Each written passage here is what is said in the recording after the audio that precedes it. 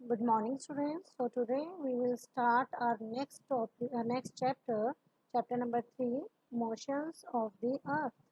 And students, today's our topic is types of motions. Okay, and this is our lecture number 1. So let's start. Yes, students. So now motions of the earth. So as you know that the earth has two types of motion, namely rotation and revolution. जैसा कि आप सब जानते हैं कि जो अर्थ है उसमें उसकी जो मोशन है वो टू टाइप्स की होती है, एक तो rotation and revolution. So students, rotation is the movement of the earth on its axis. Rotation क्या होती है? रोटेशन में क्या होता है, जो अर्थ होती है ना वो अपनी ही एक्सिस के ऊपर मूवमेंट करती है. ओके, जब अपनी ही एक्सिस पर घूमती है तो that is the rotation. So students, you can see in this picture earth revolution and the earth rotation. And you can also this picture in which you can see कि जो अर्थ है वो अपनी ही एक्सिस के ऊपर क्या कर रही है, रोटेट कर रही है. Okay, so you can see yes कि ये अपनी ही एक्सिस पर रोटेट कर रही है. So rotation is the movement of the earth on its axis and the movement of the earth around the sun in a fix path और orbit is called revolution. और जब अर्थ जो है वो एक ऑर्बिट या फिर एक फिक्स पाथ में सन के चारों ओर चक्कर लगाती है, सन के चारों ओर मूवमेंट करती है, तो ये मूवमेंट क्या होती है, रेवोल्यूशन. इसे हम क्या कहते हैं, रेवोल्यूशन. ओके, सो आपको डिफरेंस समझ में आया रेवोल्यूशन एंड रोटेशन का. रेवोल्यूशन क्या है, जब अर्थ जो होती है वो सन के चारों ओर एक फिक्स पाथ में या अपने ऑर्बिट पर, अपने ऑर्बिट पे ये क्या करती है, घूमती है सन के चारों ओर, तो ये रेवोल्यूशन होता है. लेकिन जब अर्थ अपनी ही एक्सिस के ऊपर रोटेट कर रही है, ठीक है, तो ये हो गया एक तरीके से स्पिनिंग मूवमेंट, यानी कि स्पिन करना, अपनी ही एक्सिस पर घूमना. ओके, सो ये हमारा क्या हो गया, रोटेशन.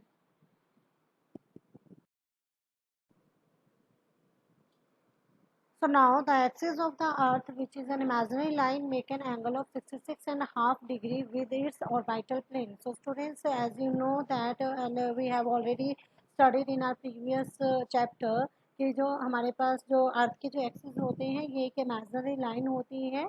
ओके, एंड ये एक्चुअल में अर्थ पर ऐसी कोई लाइन नहीं होती. So makes an angle of 66.5 degree with its orbital plane. तो ये अपने ऑर्बिटल प्लेन के साथ कितने का एंगल बनाती है, 66.5 डिग्री का एंगल बनाती है. तो students, you can see in this picture. तो इस पिक्चर में आप देख रहे हैं ये क्या है, ये ऑर्बिटल प्लेन है. ओके, तो इस ऑर्बिटल प्लेन पर आपके पास जो ये हॉरिजॉन्टल लाइन हमने नीचे बनाई है, तो इस हॉरिजॉन्टल लाइन के साथ अगर हम यहाँ पर क्या देखें, एंगल देखें, तो ये इस ऑर्बिटल प्लेन के साथ इस हॉरिजॉन्टल लाइन पर 66.5 डिग्री का एंगल बनाती है. एंड ये जो वर्टिकल लाइन बनाई है, इस वर्टिकल लाइन के साथ ये कितने का एंगल बना रही है, 23.5 डिग्री का ये एंगल बनाती है. So the plane form by the orbit is known as the orbital plane. Okay, जो ऑर्बिट के द्वारा जो प्लेन बनाया जाता है वो हमारा क्या होता है, orbital plane. So the earth receive light from the sun due to the spherical shape of the earth. जो अब आपको पता है, यू नो दैट कि जो अर्थ होती है वो सन से ही लाइट रिसीव करती है. And due to the spherical shape of the earth, और क्योंकि अर्थ का आकार गोलाकार होने के कारण only half of it gets light from the sun at the time.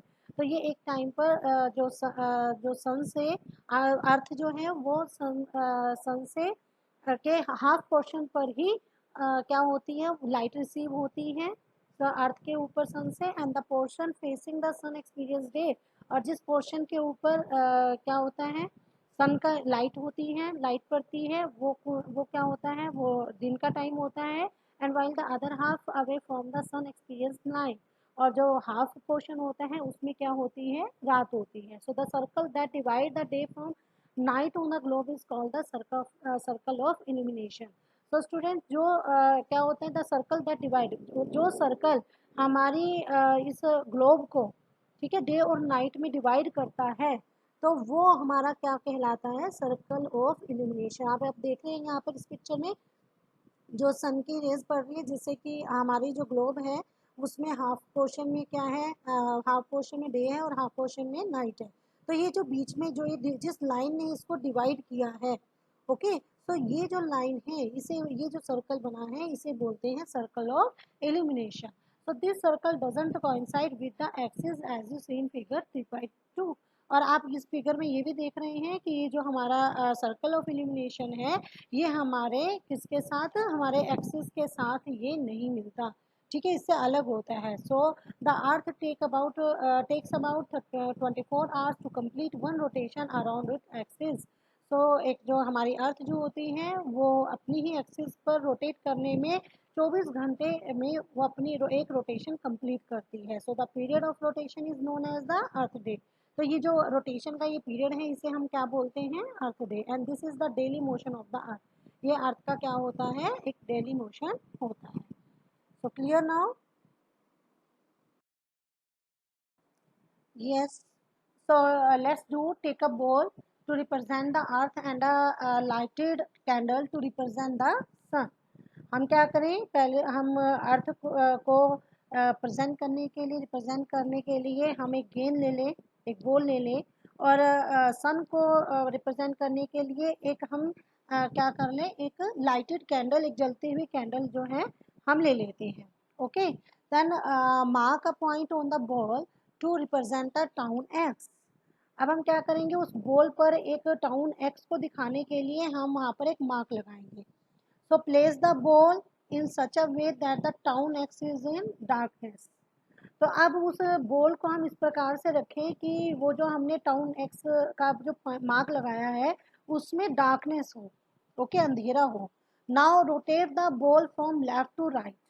अब हम क्या करें, हम अब अपनी बॉल को लेफ्ट टू राइट रोटेट करते हैं. ओके, यू नो दैट जो हमारी अर्थ जो होती है वो भी लेफ्ट टू राइट जो है, ठीक है, वेस्ट टू ईस्ट जो है वो रोटेट करती है. So as you move the ball slightly the town will have its sunrise.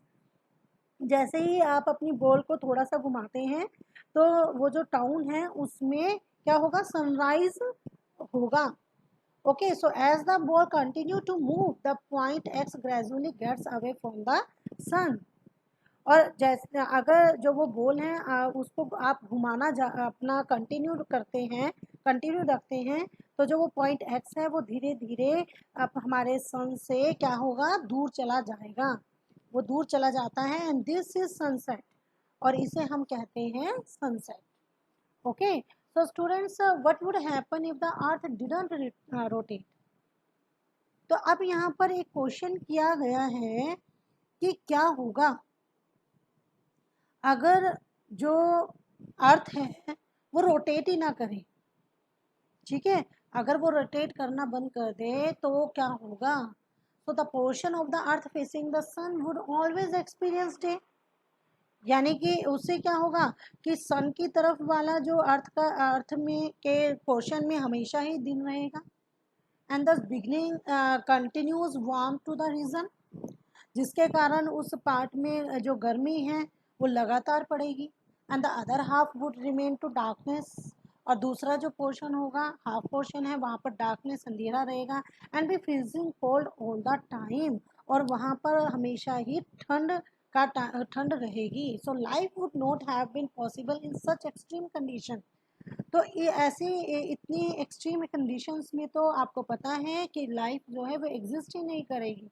आप जब वहाँ पर रह ही नहीं पाओगे, ना तो आप बिल्कुल पूरे दिन में रह सकते हो, पूरी गर्मी में हमेशा रह सकते हो, ना ही आप पूरी फ्रीजिंग एरिया में आप रह सकते हो. तो लाइफ जो है वहाँ पर एग्जिस्ट ही नहीं कर सकेगी. Okay students, yes you can see in this picture, अगर आपके पास इस तरीके से डे एंड नाइट का है, जैसे अर्थ पर आप देख रहे हैं सन की जहाँ पर पोर्शन सन का पड़ रहा है वहाँ पर डे है और दूसरी तरफ नाइट है. तो अगर ये पोर्शन ऐसा ही रहे, मतलब कि आपका अर्थ रोटेट ही ना करे, तो इधर डे ही बना रहेगा, उधर नाइट ही हुई रहेगी, तो यहाँ पर क्या होगा, यहाँ पर लाइफ आपके एग्जिस्ट ही नहीं हो पाएगी. आप ऐसी कंडीशंस में रह ही नहीं सकोगे. ओके.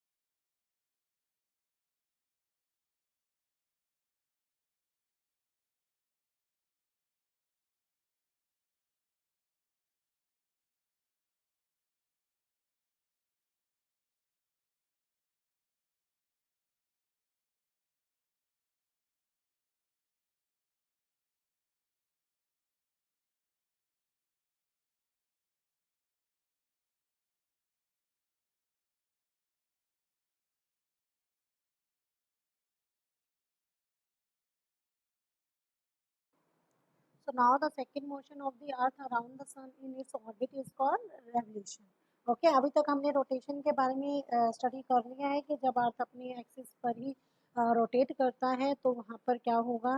तो आपने देखा कि 24 आवर्स में वो अपना एक रोटेशन जो है वो कंप्लीट कर लेता है अपनी ही एक्सिस के ऊपर, और उसको हम अपना क्या बनाते हैं, अर्थ डे बोलते हैं। सो सेकंड मोशन जो है अर्थ का, वो अभी मैंने आपको बताया था, वो क्या है, रेवोल्यूशन। यानी रेवोल्यूशन जिसमें कि अर्थ जो होती है वो अपनी ही ऑर्बिट पर सन के चारों ओर चक्कर लगाती है। So it takes 365 and 1/4 days to 1 year to revolve around the sun. तो ये अब सन के चारों ओर जब ये रिवॉल्व करती है तो ये कितना टाइम लेती है, 365 and 1/4 days, okay, in 1 year. So we consider a year as consisting of 365 days only and ignore 6 hours for the sake of convenience. तो स्टूडेंट एक्चुअली हम क्या करते हैं, यहाँ पर 365 जो डेज हैं हमारे, हम सिर्फ उसी को कंसीडर करते हैं 1 ईयर के लिए, और हम यहाँ पर अपनी कन्वीनियंस के लिए जो 6 आवर्स हमारे बच गए हैं वो 6 आवर्स हम इग्नोर करते हैं। देन फिर हम क्या करेंगे, जब 6 आवर्स हमारे इग्नोर करेंगे 1 ईयर में, तो ऐसे ही हम नेक्स्ट 1 ईयर के 6 आवर्स हम इग्नोर करेंगे, फिर उससे नेक्स्ट ईयर के 6 आवर्स इग्नोर करेंगे। तो इस तरीके से जब हम 4 ईयर्स में अपने 6 आवर्स इग्नोर करेंगे तो 4 ईयर्स में हमारे पास 6 आवर्स बचते जा रहे हैं, तो वो 4 ईयर्स में कितने हो जाएंगे, 6 × 4 यानी कि 24 आवर्स। तो 24 आवर्स का क्या बन जाता है, 1 डे। ओके, तो हमारे पास एक 1 डे जो है वो एक्स्ट्रा आ जाएगा, इंक्लूड हो जाएगा। और जब हम तो उस 4th ईयर में, ठीक है, अगले 4 साल में हमारे पास 365 की जगह 366 डेज हो जाते हैं। और इन 366 डेज का जो ईयर है, उस ईयर को हम क्या बोलते हैं, लीप ईयर। और ये जो 1 ईयर हमारा एक्स्ट्रा होता है, इसको हम किस में ऐड करते हैं, हमारे पास क्योंकि फैब में हमेशा 28 डेज होते हैं, लेकिन हम ये जब लीप ईयर आता है तो उसमें हम उस एक्स्ट्रा 1 डे को हम उस 28 के में उस फैब में ऐड कर देते हैं, और फरवरी में हमारे पास 28 की जगह 29 डेज होते हैं। Okay, so 6 hours saved every year are added to make 1 day 24 hours over a span of 4 years. So this surplus day is added to the month of February. So thus every 4th year February is of 29 days instead of 28 days. Such a year with 36 days is called a leap year. Okay.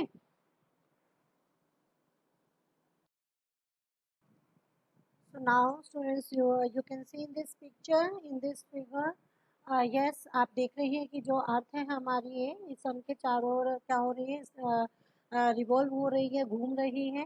And आप देख रहे हैं कि ये same direction में, आप देखिए same position में ये घूमती है, सेम डायरेक्शन के साथ।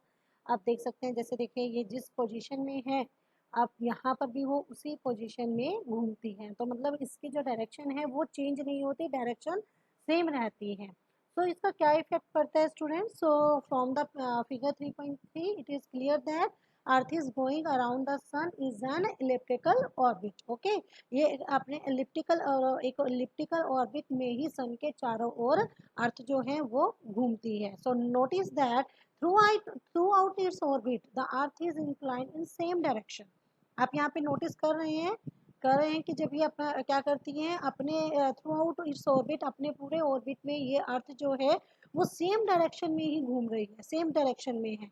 एंड मतलब and a year is usually divided into summer, winter, spring and autumn season. तो स्टूडेंट जब ये अपने सेम डायरेक्शन में घूमती है तो क्या होगा, जो सन की जो रेज है वो रेज जो है वो हर एक पोर्शन पे पड़ेंगी। यानी कि वो नदर हेमिस्फेयर पे भी पड़ेंगी, सदर्न हेमिस्फेयर पे भी पड़ेंगी। ओके, तो जैसे हमने पीछे देखा कि अगर मान लो हमारी जो अर्थ है वो रोटेट ही ना करे, तो क्या होगा, अगर वो रोटेट ही नहीं करती तो एक पोर्शन में, हाफ पोर्शन में हमेशा डे रहेगा और हाफ पोर्शन में हमेशा नाइट रहेगी, तो वहाँ पर जो लाइफ है वो एग्जिस्ट ही नहीं कर पाएगी। तो अब यहाँ पर ये सेम पोजीशन में घूम रही है, सेम डायरेक्शन में घूमती है, तो इससे क्या होगा कि जो सन की रेज है वो इसके हर एक पोर्शन पे पड़ती है, कभी नॉर्दर्न हेमिस्फेयर पे, साउदर्न हेमिस्फेयर पे। तो इससे क्या होता है, year is usually divided into summer, winter, spring and autumn season. तो इस तरीके से एक साल जो है हमारा जो एक ईयर होता है उसको हम क्या होते हैं अलग अलग सीजन में डिवाइड करते हैं, summer, winter, spring and autumn season. And seasons change due to the change in the position of earth around the सन।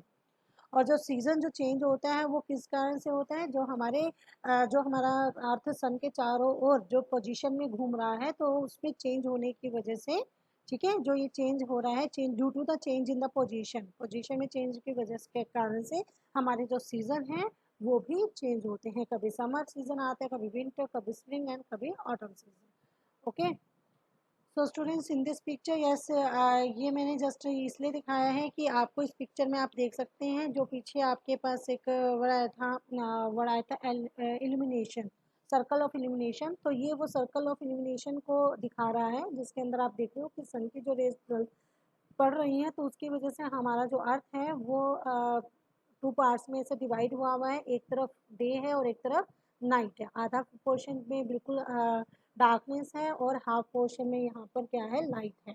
तो ये जो बीच में ये एक सर्कल बनता है इसके, तो ये होता है हमारा illumination, circle of illumination. Okay, so students, I think it is clear now, so that's all for today. Have a good day.